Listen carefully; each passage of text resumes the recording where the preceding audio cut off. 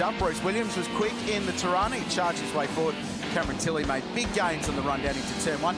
Fun fact, Ian Woodward in the number 69 Camaro is the second quickest car in a straight line this weekend, only topped by the WM Waste Mustang that starts from pole position. So the big Queenslander looking to make use of that straight line performance. That beautiful gold and black 69 Camaro run down into turn one. It's been a big success. The first trip north for the Painted Dixon Touring Car Masters. They've put on a show. They've got 12 more laps to do it. Ryan Hansford takes evasive action, ducks off into pit exit to get some ground. There's contact behind. Bressington got a whack from somebody. It's Johnson clear in front. The Tirana's hunting in pace behind, with Bruce Williams looking to go down the inside of Bow at 2. That was really busy, and it's a traffic jam, and Bow's around. Williams caught up in that as well. It'll be clear sailing for Johnson out in front. They were wheel to wheel, Andy. Williams was trying to fight for second place. Yeah, possibly not even wheel to wheel, maybe a little bit of left front guard into right rear corner, unfortunately. So I'm sure we'll pick up a replay of that. I thought it looked like a much cleaner start than the one that we saw earlier today, but unfortunately, a bit of a melee ensued as we arrived down at the apex of turn 2. Very disappointing for John Bow, but what it is going to do is it's going to light up this race, isn't it? Because we're going to follow and see how far forward he can get, whether or not he can get back up past Bressington and get that P2 going. Speaking of passing Bressington, right, Hansford, he looks really racy here, and Cameron Tilley in the background's having a go. Cameron had race-leading pace, lap speed in that car. He was setting lap times as quick as John Bow, who was running in second place. He just didn't have the track position to do anything with it. Ryan Hansford very much in the same case, and this is going to be interesting. Remember, he was out early in race 1 yesterday, so his tyres are going to be in slightly better condition than the cars around him. See if that has any advantage for the multi-spares Tirana. There was a DNF yesterday with a broken gearbox, sliding the car through turn 1. Looks like he's had a little tap with somebody in the opening lap, because the front bumper bar on that car, being all chromed up and steel, pretty solid, has been dislodged. So it takes a fair bit to do some damage to these cars. They're not plastic by any stretch. Did you see the slide through turn 1 at the kick there? That was extraordinary. Great car control. So we're hearing that he and Adam Bressington actually came together at the start of the race as well. So there was contact early on. There's going to be quite a few replays to break down for that sequence of corners. Which is why he would have fanned to the driver's right after making contact. Where's that break-up, lock-up come from? Who's ahead here? Have they made that chicane up the back straight? Looks like it. Cameron Tilley. Tilley chasing down Tony Kampolowski, 4th and 5th. Tony K's been one of the big movers of the weekend. Is he relegated a spot here? No, Tilley not quite close enough. So it all settles down. Johnson's leading. The gap's under a second. Bow now on the comeback trail. The door firmly shut by Mark King. The 1970 Chevy Camaro doesn't let any room for the Tirana to go through. That was an awkward little exchange.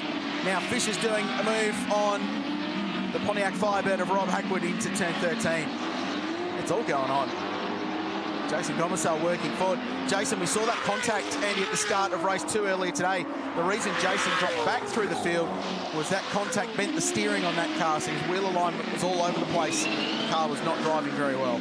So Mark King there in the background, just locking up, trying to hold John Bow at bay. This feels a bit awkward here, so let's have a look at the yellow car there of Mark King's. He has no mirror on that right-hand door, so that wouldn't have helped him with a bit of spatial awareness, knowing that John Bow was up the inside at turn 11, so that's why he turned in as if nobody was there. But surely by now he knows that JB's there, and this is getting a bit messy. Let's have a look at this battle. Back to Cameron Tilley. Tony K. Tony K provided us with some pretty spectacular shots in today's earlier race. A lot of sideways action. We know that that car absolutely burns the rear tyres off. Looks pretty stable at the moment. Give it another 8 laps. It might be Could be some freestyling going on for sure from Tony K. Now, what's JB done? He's cleared Mark King. Oh, no! Rear lockup. He just had half a look there at Wayne Mercer and then grabbed the rear brakes going into turn 11. It's a big stop there. And there's a little bit more damage to the front of an already battered and bruised number 18 Tirana. And still can't get it completely down the inside to pull a move on the GTHO. This has been a messy race for JB. take the turn 1, turn 2 dramas aside, normally he works his way through these fields so well, so often, especially in the reverse Greek trophy races the series has at most rounds. This has been really scrappy. Very rarely do we see a mark on that beautifully turned out Tirana, do we? And so for me, JB looks angry in there. He's driving that really hard. Here we go, up the inside. Got Mercer, job done. We know he's got heaps of pace in that car, and here's a little shot of the John Bell Racing crew. They're pretty happy. They're shouting some comments. I'm not sure JB's going to hear them from the pit bunker. We'll let him do his thing. He knows what he's doing. I think they feel like they might have a few rounds coming their way later on, because they've got a repair job to do on this car before the next round. We covered off earlier today that this car was carrying battle damage from Darwin in, so it hasn't been perfect, but it's been fast enough for second. And maybe that's what they were talking about. Maybe they were saying, let's get down to rare spares quickly and grab a new headlight lens for that right front, because we've just lost one. Well, this is interesting. Ryan Hansford, the gap now is 7/10 of a second, first to second, and he is reeling in Stephen Johnson. 1:22.7 for Johnson, plays a 22.4 for Hansford. They're comfortably the fastest cars on the track. Right, there's a bit to break down out of this. Let's go back and have a look at the start and watch Ryan Hansford, for starters, dive out of the way. There certainly is plenty to dissect here. So Cameron Tilley in that straight 6, we know, doesn't have the same straight line speed. And there's that contact just as we cut away from that shot. Ryan Hansford with the back of Adam Bressington. This might show where Bressington... Now, we suspect there's contact here. Oh, so Bressington just jigged the car across. Yeah, from Tony Karamfalowski, who was on the outside. I don't think there was contact, though. I think it was just aggressive wheel work. So let's have a look at the right-hand side. That's our live shot. Right-hand side of your image at home. It's live. That is Stephen Johnson travelling slowly. Well, is that car leaning down on the front? There's smoke from someone else as well. Just looks like it's got no power. It looks like he's rolling around ever so slowly.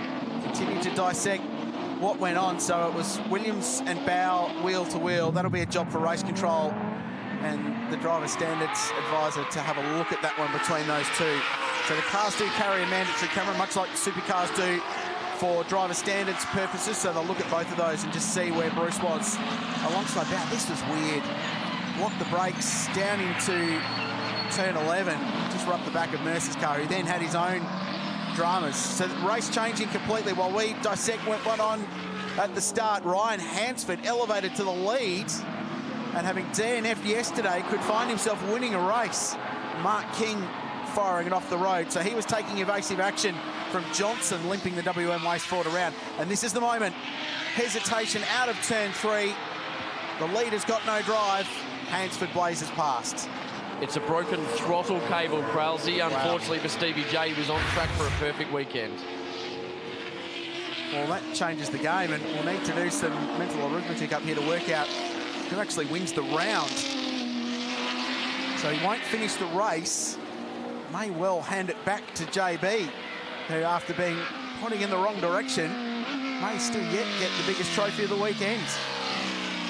Well, the guy that's been the most consistent so far has been Adam Bressington across the 3 races. So if they finish like this, he'll be the man that will lead this and win this round. So hasn't won a race, been very consistent, but everybody else has been getting into a little bit of trouble along the 3 races. And if Adam can finish in P2 at the moment, he will win the round. So we'll keep an eye on that. John Bow dealing with Jason Gomersall there, which is great to see. I could only imagine, spent a bit of time with JB when he was driving for BJR in the Supercars series. He does not tolerate poor driving, so I can imagine he'd be really angry from within inside that car, and that's possibly what the John Bell Racing guys were all talking about. Let's calm him down, because as much as he's a fierce competitor, you know, you do need to be pretty... to be pretty aware of what's going on around you. And when you've got a car like John Bow's that's buried deep in the pack, you know that he's going to make his way through pretty easily. So no point in blocking him. Yes, race hard, but don't do things that are silly. So I can imagine he'll be pretty fired up in there. An interesting post-race debriefer there. Now, JB's biggest mate at the moment could be Andrew Fisher, because if he can get past him, that will elevate him back up into a position where he could get the most points to win the round. There's 4 seconds between them. Cameron Tilley's had a drama somewhere and has just dropped from 5th down to 8th, unseen by us, as Johnson limps the WM Waste car back into pit lane to end his weekend. He had the stat all ready to go that no driver in the history of this series, 11 years now, has won 4 rounds in a row. Johnson had 3 coming into this one. Doesn't look like it's going to happen this weekend, does it, unfortunately? Now, if JB can hunt down Andrew Fisher, get the job done, actually pass him, and take the points lead for the round, that'll go a long way to calming down JB. It's amazing what a big trophy can do, and this is what's happened to Cameron Tilley, who was running so well in 5th, limping the number 60 car back. He's passed Andrew Fisher, so he's now tied with Bressington on points for the rounds. So Fisher slowing also. It's a battle of the walking wounded in this race at the moment. A tyre go down that car yesterday, charged his way forward this morning. He's been really happy with the pace of the Jesus Racing Life Choices Falcon. We don't normally see this rate of attrition from the TCM guys. They're beautifully prepared cars. A lot of dollars invested. So crew jumping all over the Tim Johnson Ford. Steve's jumped out. That's a unique position to be working on. The car, legs up in the driver's seat. But what it does tell me is that if the throttle cable has broken, it's not in at the manifold side of the throttle connection to the engine. It looks like it's down at the throttle pedal. So no fly-by-wire here. All done as an old-school cable. And Steve's very attuned to mechanical sympathy side of his car. He understands it. He's been driving it for long enough now, so been a reasonably quick diagnosis from him. There's the Anglomoil team going to work on Cameron Tilley's car. They've got the Formula One style leaf blowers in there to pump some air into the engine and the brakes to keep them cool. Warm conditions today in North Queensland. Perfect conditions, it must be said, for motor racing. So that's Joe Glennon just going to work there on the slant 6. Word is that he's now got a fully complete Chrysler V8 sitting in his workshop, just waiting to perhaps be slotted in. Now, when you bear in mind the next round of Paynter-Dixon TCM is at Sandown, which is a horsepower track if ever there was one. It's going to come in pretty handy, isn't it? Just so perhaps we'll see the pacer at the front of the field. They're umming and ahhing about it. They're not sure. It's got such a loyal fan base as being a 6-cylinder powered car cam. Just quickly, I've got Stevie J here, mate. It was a great weekend up until then. But what do they say about those 50 cents or $2 parts? Yeah, exactly. We're just still unsure at the moment what it is exactly. It's either broken the end of the throttle cable or it's broken the clip on the end of the throttle pedal. So something like that, I was able to idle it back. We'll see if we can fix it and get out and get some points. It's been a great season so far for you, though. Yeah, it has, Cam. We can't complain. The car's been awesome, and you know, it's been so good to come up to Townsville this weekend and bring TCM up here. You know, the fans have loved it, we've loved it, so you know, let's just hope that we can rally and get back here for next year. Thanks, Stevie. Thank you to Cameron. Fairly philosophical Stevie J. Still got a good championship lead and will retain that lead, assuming things finish the way they are.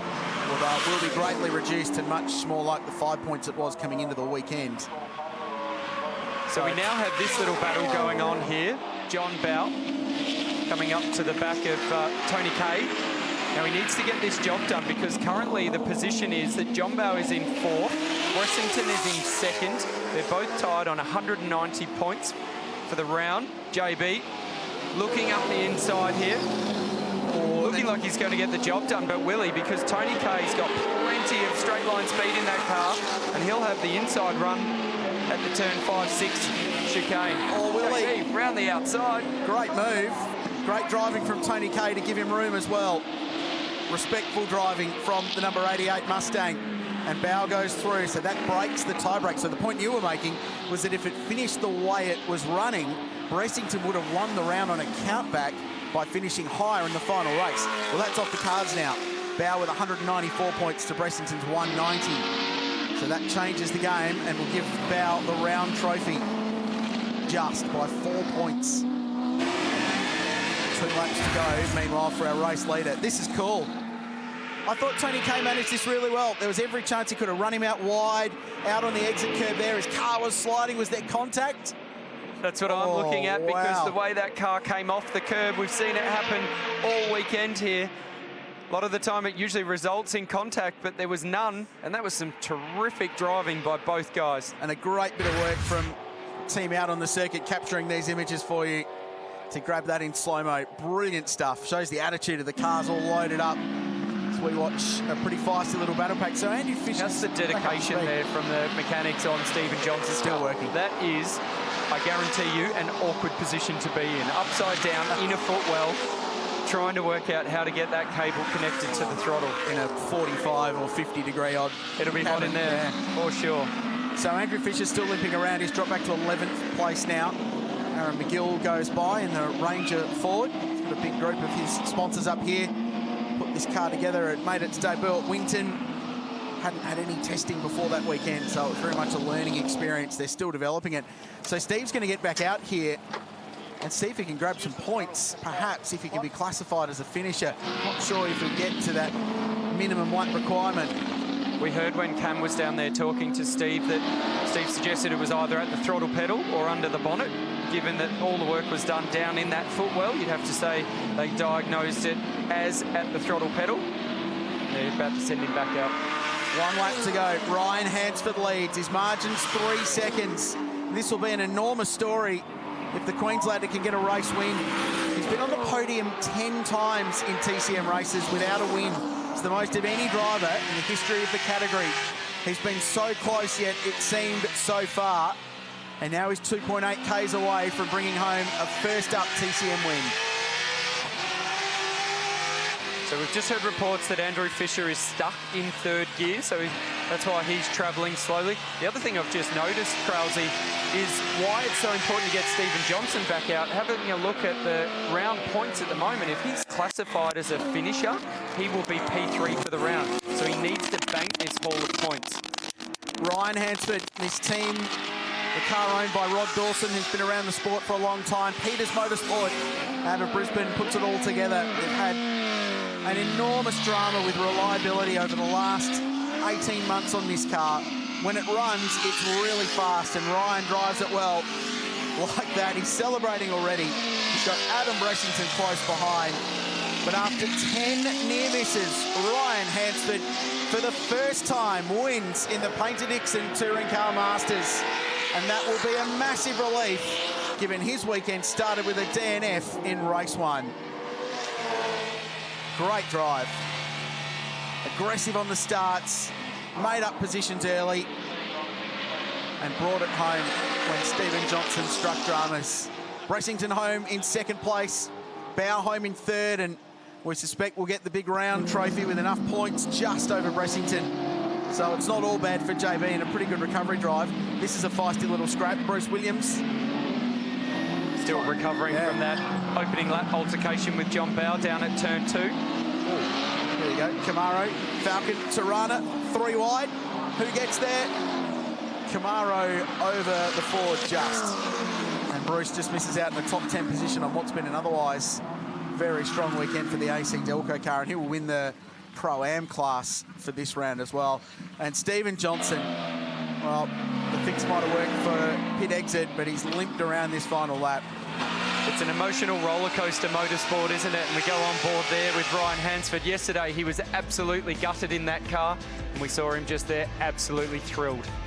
What a race. There was a lot going on in that. The race report's going to be a long one this evening. John Bow home in 3rd. Tony Kay, good drive to 4th. Jason Gomersall to 5th from outside the top 10. Then Rob Hackwood again in the 6th in the Pontiac. Ian Woodward up to 7th place. That's a good job. Mercer, King and McGill completing the top 10. The wild one here in Townsville. A lot of stories to be told after that one. The first trip to North Queensland has been a memorable one for the Painter-Dixon Touring Car Masters. Some dramas for Williams we saw down at turn 2. Andrew Fisher limped home. Stephen Johnson may well be classified